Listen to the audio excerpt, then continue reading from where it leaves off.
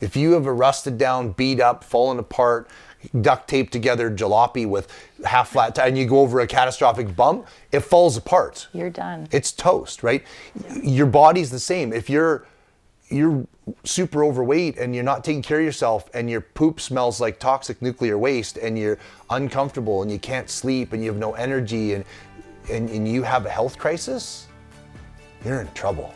It's a multifaceted approach. Diet, it's exercise, it's your ohana, your support team. It's all the things that we should be doing, setting goals. These are the things that matter for our physical and our mental health.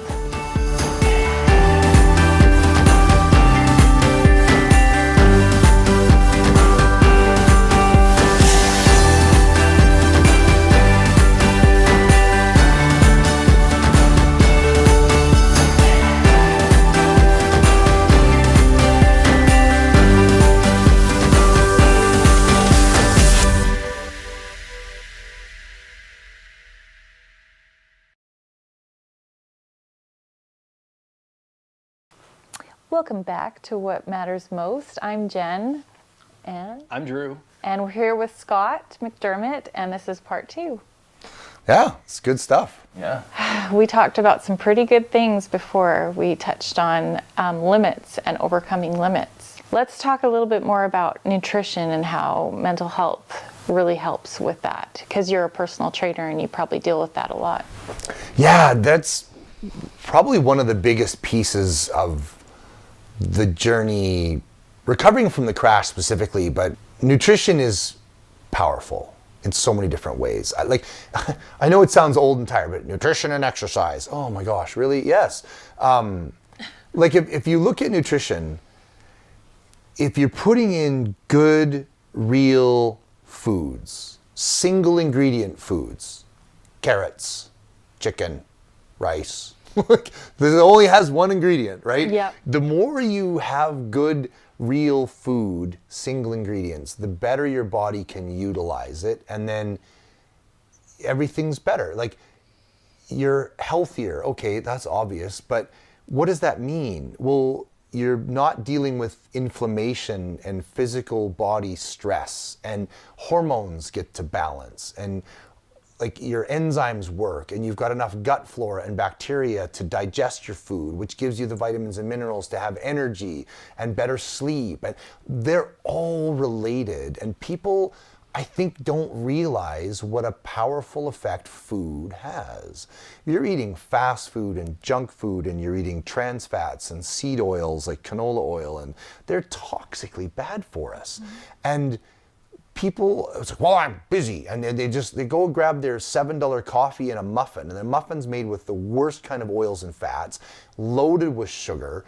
And they're just plowing through their day. They're forcing it. They're using caffeine to bully through their day. Mm-hmm. And there's a better way. I'm caffeine. I don't drink coffee. I don't have any coffee. This is my energy with no coffee. And like, good nutrition makes a huge difference. And people argue whether you should be high protein or high carb or high fat or vegan or vegetarian. It doesn't matter. None of that matters. It really doesn't. I can show you an indigenous population in every single example that is super healthy.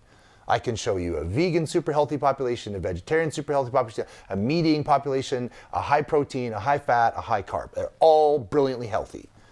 They're not eating fast food.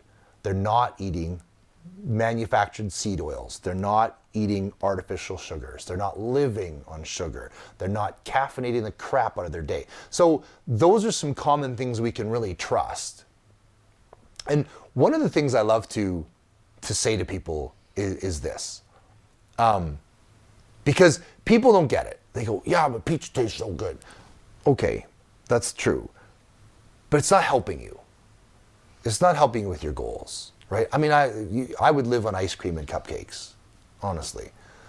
Ice cream, cupcakes, and ice caps. I could, but I don't. I almost never have that stuff because I know what it does to me. And it's not good for me. So, but this is the one thing I love to say. So, okay, I'm going to give you for a month free of charge, a $250,000 McLaren sports car. Okay? V12, gorgeous, creme de la creme, 0 to 6 million in 4 seconds, like the car, like a supercar. $250,000 supercar. I'm going to give it to you for a month just to play, okay? But there's a couple of things. First of all, if you damage anything, you have to pay for it. Fair enough, right? Right. Okay. So we're in agreement? Yes. Okay. But there's an agenda list for the first day that you have to follow. Okay? So I'm going to give you the car the first day. You have to drive it till it runs out of gas. Okay. That sounds pretty fun. Road trip, right? Now, once it's empty, you have to fill it up with Gatorade, egg whites, mud puddle water, gasoline, diesel fuel, and whatever you can find in the 7-Eleven. You have to drain all the coolant, drain all the oil, flatten the tires, and you have to drive for 1 hour at 200 kilometers an hour. Are you still interested in the $250,000 supercar that you have to pay for damages? Yeah, no. I don't know. Hard pass. Yeah. That is. Hard pass. Yeah. There's no chance. You would never, even all the other things, just the fuel, you would never fill up your minivan with mud puddle water and diesel fuel. Never. It would ruin it. But people do it all the time. They go to fast food restaurants and eat garbage. It's not even food. They eat packaged with garbage. And they go, oh, craft dinner and hot dogs is cheap. Yeah, but that's not even food. Like, But is it cheap though? In the it's long not. run, is it cheap? Exactly. It's not. It's a terrible investment. Fast food isn't, but sometimes packaged food is cheaper than. Can we argue that a 12-pack of macaroni and a 24-pack of hot dogs is cheaper than chicken breast or cottage cheese and real vegetables and rice? You can argue that. Yep. Yeah, that's true. I just know people who would say Yeah, that. 100%. Oh, we have teenagers in the house. Yeah. We have teenagers in the house that if we have all the good stuff and they go to the fridge and they're like, there's nothing to eat. Yeah. Like, how do you get over that? Yeah. No, When it's because like- they have to actually put forth effort. Like, no, they, There's no food in the house. There's just ingredients to make food. Yeah, I know, exactly it. right? And I get that is a challenge. I have an 11-year-old boy, and he would live on pizza and spaghetti if I would let him. So then it becomes about education and understanding. Again, we're talking goals. This food will take you away from your goals. This food will bring you towards your goals. If your goal is to be healthy and fit and have a great, wonderful life, this food will help you. This food will harm you. And it's not like we can never eat the food that harms us. We can have it once in a while. It's like driving your car over a speed bump. You can do that once in a while. But if you drove on a road that was nothing but speed bumps and you're in a hurry, you're gonna wreck your vehicle, Right. right? The first book I ever wrote was called If Your Body Were a Car, You Wouldn't Treat It This Way. So I always make car references, right? we take care of our car because if we don't, it quits. That's right. We don't take care of our body because it's genius and it finds a way to continue. But our body finds a way to continue at a cost. You don't know what's going on inside. When you eat crappy, nutritionally poor food, your body sacrifices internally. Okay, I'm gonna steal some copper from here. I'm gonna leach out of the bones. I'm gonna pull from the ligaments. I'm gonna steal from the muscles. I'm gonna pull that out of this organ. And okay, we can keep going. You can do that. But at 20 or 30 years down the road, it catastrophically fails. You're like, I don't know what happened. Because you were not aware of the sacrifices that are happening internally when we eat junk. And so we have to just understand that we can't do that, right? And when do we eat junk the most? When we're sad, we're depressed, we're miserable. You know, during 2020, we're forced to stay at home. We're not allowed to hang out with our friends. We weren't allowed to go to church. We weren't allowed to gather. Couldn't go to the gym. And we're stuck at home and miserable. And so you eat junk food. So with that, what we talked about with food, I've read studies where they talk about the stomach is directly affected with your brain. There are more bacteria cells in our body than human cells. We're more bacteria than human. And when we eat healthy food, raw veggies, yogurts with acidophilus and bifidus and fermented foods, stuff like that, that fuels that good bacteria. And that helps us digest our food, helps us break it down, helps us absorb the nutrients, and that directly feeds the brain. The whole system works. When we eat dead food, deep fried food, junk food, refined food, canola oil, seed oils, trans fats, sugar, it doesn't help. In fact, sugar feeds Candida albicans, which is a yeast. So it feeds the wrong stuff. So everything about it is upside down, because your body exists as a complete unit that plays well together or is unsupported. And nutrition is massively. Like, I have a nutrition program, it's 21 days, and people are flabbergasted at how much better they feel. And all we did was change your food. We just went back to real food, and we got rid of the dumb stuff, right? Right.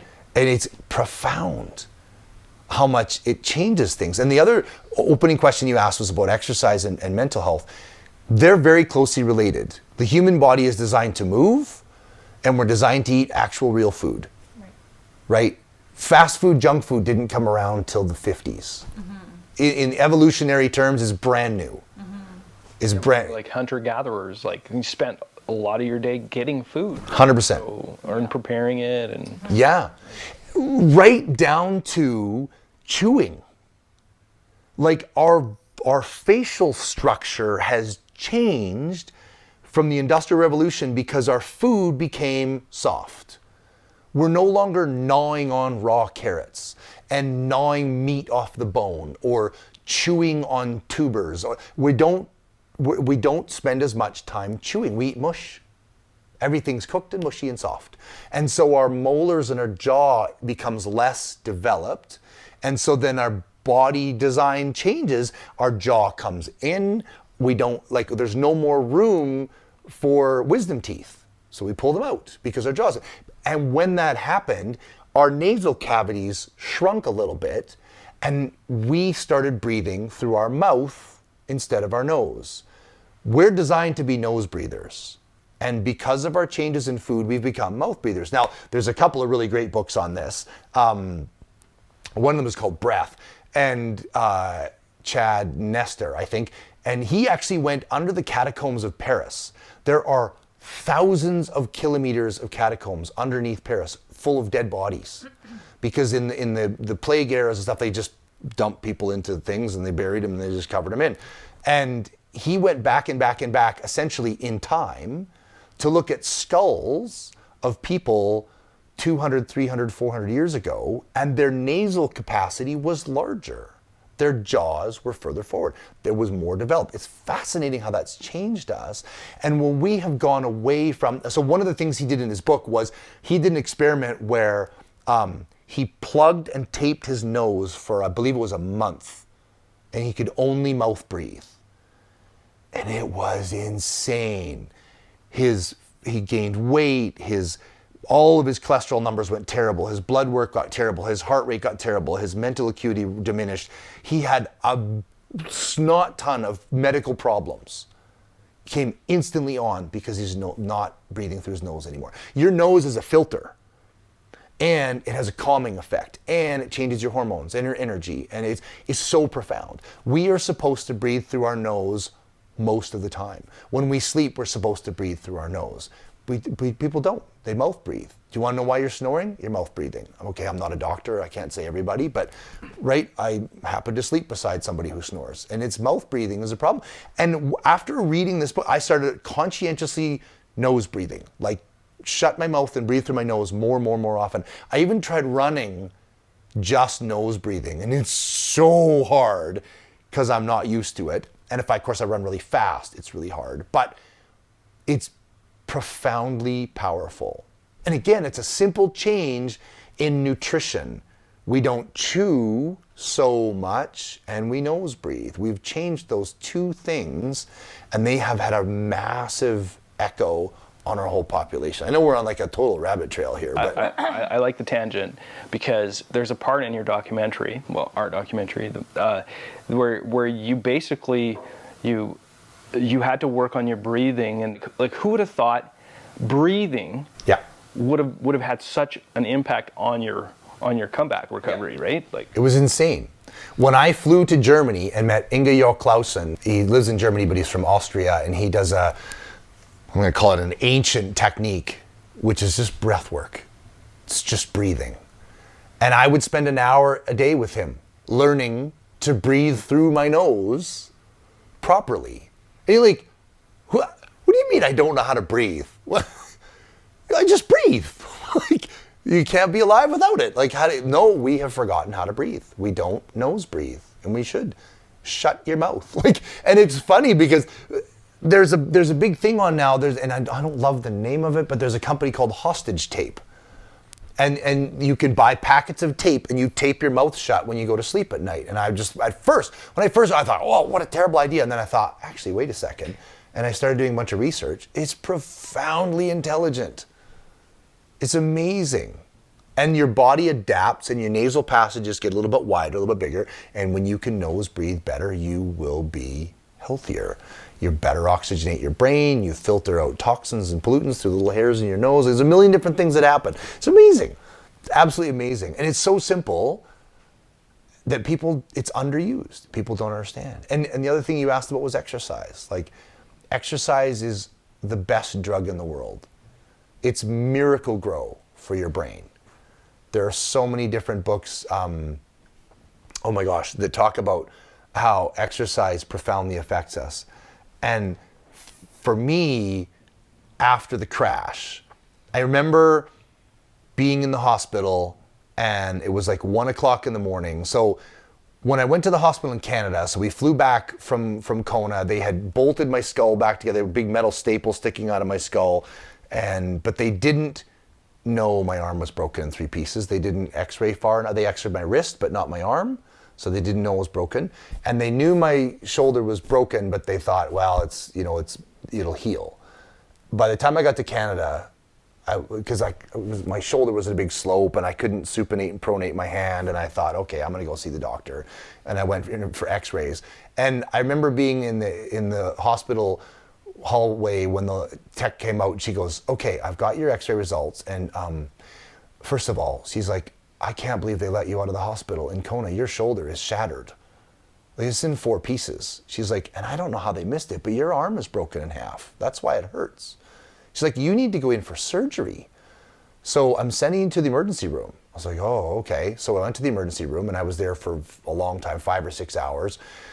Before I could get in to see a doctor, and they're like, holy crap. So anyway, they put me in, and I was prepped for surgery for 7 o'clock in the morning, but by the time they could squeeze me in, it was 7 o'clock at night. And they worked on me till midnight or something, 5-hour surgery. Rebuilt my shoulder, rebuilt my arm, checked on my brain, bunch of stuff. And I remember Dr. Gadelli said, she explained the thing, and she said, do you have any questions for me? I'm like, yeah, when can I train again? She's like, what? I just rebuilt you. And I know you remember that from the documentary, but I said, when can I start training again? She said, well, you can't swim for a long time, you can't bike for a long time, but you can probably start running in about a month. And I was like, so 30 days and I can run? And she just laughed, and I did. 30 days post-op, I Velcroed my arm to my chest, and I went for a run. It was a crappy little run. It was more of a shuffle. It wasn't very fast. I didn't go very long. But I came home from that run, and I felt like a million times better. And I peed out black anesthesia. I could smell the anesthesia that I peed out. It was gross.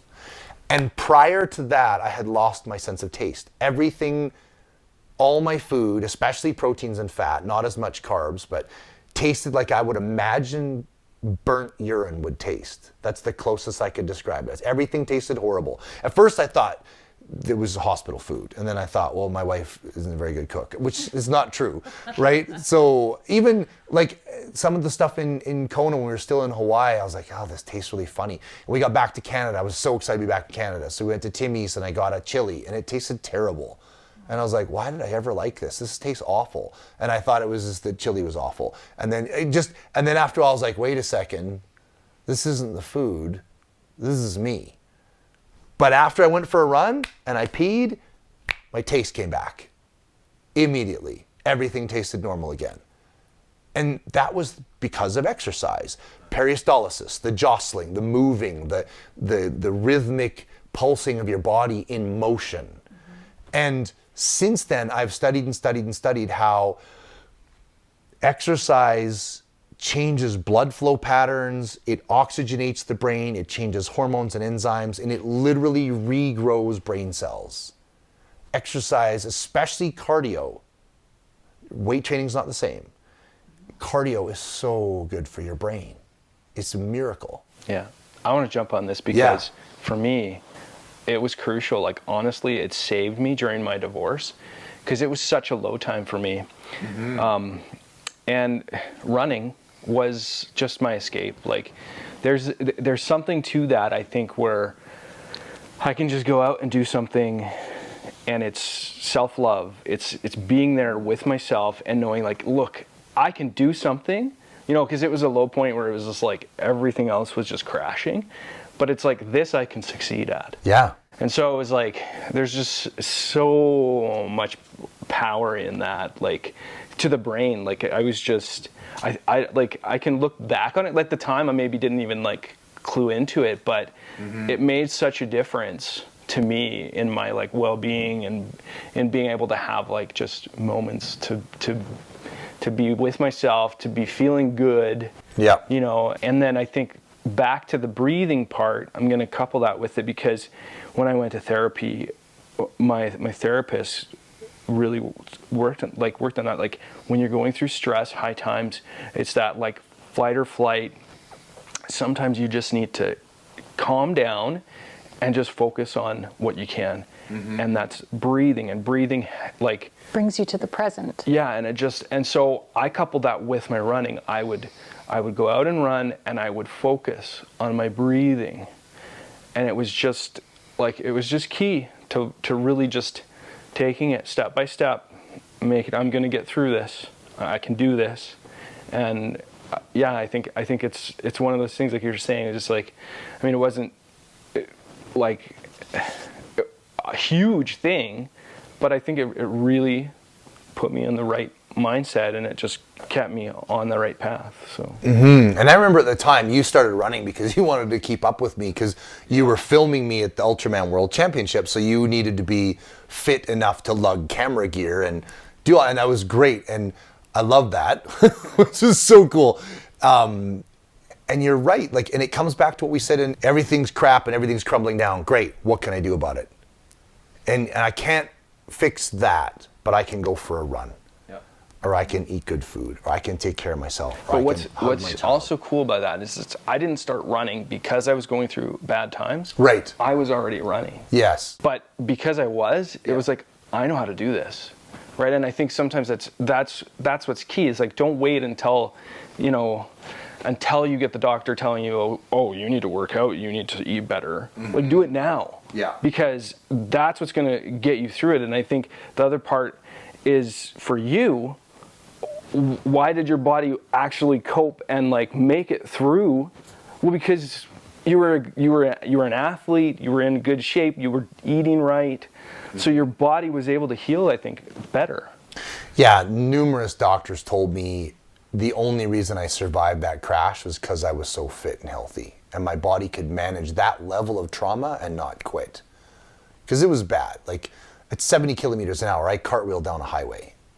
I had a chunk of styrofoam on my head, right? Which my helmet wasn't done up properly, and it spun. That's how I broke my skull open. But being fit and healthy means you can manage all of the things. And again, it goes back to a car analogy. If you have a really healthy 4x4 that's in good, well-maintained condition, it goes over a bunch of crappy bumps, no problem. If you have a rusted down, beat up, fallen apart, duct taped together jalopy with half flat tire, and you go over a catastrophic bump, it falls apart. You're done. It's toast, right? Your body's the same. If you're super overweight and you're not taking care of yourself and your poop smells like toxic nuclear waste and you're uncomfortable and you can't sleep and you have no energy and you have a health crisis, you're in trouble. You're in big trouble. You're in trouble fast, right? But if you're fit and healthy and a health crisis comes your way, you're all right. If you're fit and healthy and get COVID, I've had it twice. It was annoying. It was an annoying flu. But if you're really unhealthy and you get it, it could be life-ending, right? It's like everything. So the benefit of eating well and being healthy is so profound and so powerful and so healing. There's a great running shoe company ad, or there was, I don't know if it still is, but it showed this person running and behind them were words fading behind them. So it's like sort of schmooing off the back of them. And it was stress, worry, anxiety, blah, blah. It was all the crap words of life just fading away as they ran. And it's so true. And you don't have to be a good runner. You don't have to run far. You don't have to run fast. It doesn't matter. Like, be where you are and just move through. Like, you could ride a bike. There's a million different things you do, but you got to move. It does miracles. And like I said, we can show, like on fMRI, like magnetic resonance imaging, where we show the brain improving after exercise. It's provable, It seems so funny. What should you do? Eat real food, exercise, breathe through your nose. Like, that's it? Yeah, sorry. It's that simple. It just takes work and effort. Yeah. It's not easy. It's not easy. No, but it's simple. No, cool. And that's really hard in a society where instant gratification is at your fingertips. Yeah. Well, and that's why what I love doing what I do too, is because it's easy to say, don't eat junky fats and don't eat bad. Okay, well, what does that look like? Well, how? How do I do that? Oh, okay, great. Well, here's a bunch of recipes. Oh, okay, right. We need help. I mean, I flew to Germany to have a guy teach me to breathe. Who doesn't know how to breathe? But apparently I didn't know how to breathe. So, yeah, we always need help. Having a good coach makes a big difference. Mm-hmm. Yeah. Yeah.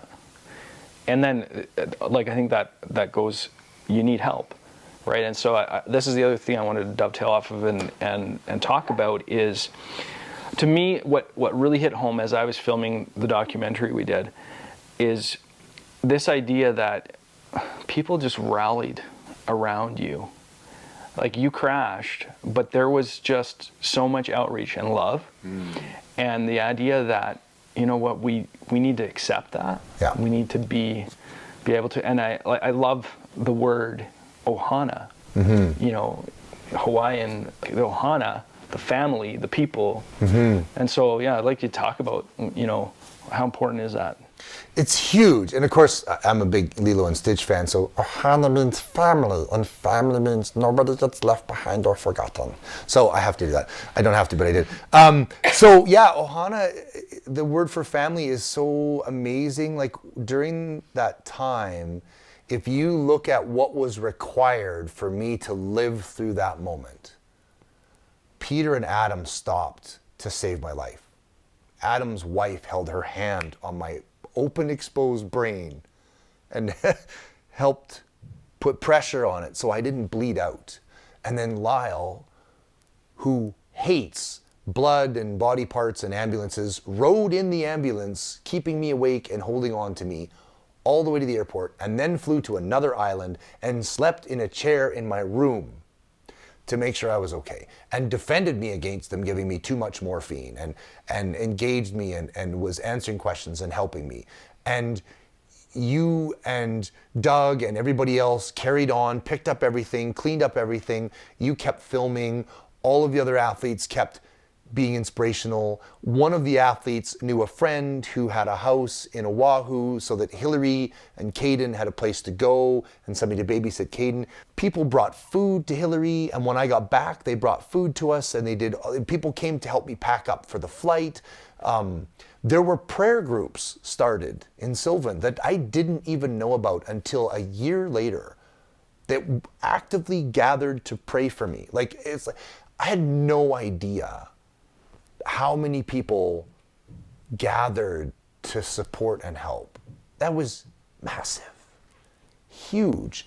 And I realized that I had a responsibility to it as well, because I was so stuck in my own paradigm. But then there was a couple situations where Lyle was getting really mad like a month later, because at the gym people would ask about the crash and he would get all crotchety and grumpy and storm off. And I was like, what is going on? He's like, everybody keeps talking about the crash. It's in the past. Like, let it go. I'm like, it's not in the past for me. It's still real. I'm still living through this. And I won't get into the lengths of that, but I realized that Lyle was really hurting. It really traumatized him. And he needed help. And so I worked with him to get him a counseling session with somebody I know is really good. And then I reached out to Peter and Adam. And Adam was kind of okay, because Adam was a cop in Australia. He's the other guy that helped me. But Peter was a mess. He couldn't get on a bicycle for 3 months. He couldn't ride his bike. He would get his kit on, walk outside, cry, go back in the house, put his bike on the trainer. He couldn't ride his bike after seeing me crash down the highway. So I realized that the Ohana was both directions and everybody. So I realized I needed to reach out and support everybody that was involved in the whole thing. I mean, you and I chatted, and everybody needed to be together on the recovery. It wasn't just me that recovered. Everybody had to recover. And every time I posted a video of me out running or training or whatever, every time I got a little better, it's like the whole group got a little better and a little better. And getting back to the World Championships became more about everybody healing than just me. We're all connected. We are. We are all connected. And that was the hard part about the 2020 is they disconnected us. Right. And that's the worst thing. Human beings we're social creatures. We need connection. I feel like we've touched a lot on mental health, and I feel like it's a multifaceted approach. Diet, it's exercise, it's your ohana, your support team, it's, all the things that we should be doing, setting goals. These are the things that matter for our physical and our mental health. Mm-hmm. Yeah. So I like that we touched on all those things, and that I appreciate your expertise, your experience, your comments on all the things that we talked about. If there was one thing you would tell people you were training to get over the challenges that people face, what would be the best advice that you would give somebody who feels like they have limits, or that they can't do it, or that they don't have the abilities to, they keep telling themselves? Like, what would you tell? That's a big, great question. We have to have a faith and a trust that we are much more powerful and profound than we realize. Mm-hmm. And sometimes I do that by, like I said, listening to audiobooks of other great people and realizing they had struggles too. Right? We think that they just woke up and were magic, and they're not. Like, Wayne Gretzky wasn't the greatest hockey player of all time just because he was born to it. He trained and practiced and played, and he loved it. And nobody succeeds alone. That's right. And those are all the big pieces of it. There's a shirt. It's like my aspiration is become the person my dog thinks I am. Right? So I think sometimes one of the great things about other people, if you have the right people, is try to look at yourself through their eyes. Because when I look at myself through my eyes, I still see failure and insufficient and not good enough and blah, blah, blah, blah. And that so easily leads to depression if you're left alone. Yeah. But when when somehow I hear about what other people think of me, I'm just like, wait, what? You think I'm good? Oh, really? Wow. Okay. So sometimes we have to realize our impact on other people. And that's why it's important to build each other up. Yeah. And to support each other, and to reach out when you're struggling. Because I think people, if they only knew you were struggling, they would be right there willing to help you. And that's the biggest problem. People that are struggling don't reach out. Yeah. That's how we lost Robin Williams. Mm-hmm. So many great people. Yeah. It's like If you picture, if I was to say, describe somebody drowning, oh, they're splashing and flailing. No, drowning is quiet. You just slip under the surface and you're just not there anymore and nobody notices you're gone. Right? I've seen somebody almost drown twice. And if you're not watching, like I was with actually Darren and his son went under the water at the pool. We were all over here laughing and giggling and he just very quietly went under the water. And I kind of, out of the corner of my eye, saw it. Darren noticed and was in the pool pulling him up, gasping and spluttering water out. Drowning doesn't look like a mess. It's very quiet. And depression doesn't look like a mess. It's very quiet. And so it's easy to say, oh, if you're struggling, reach out. No, people don't reach out when they're struggling.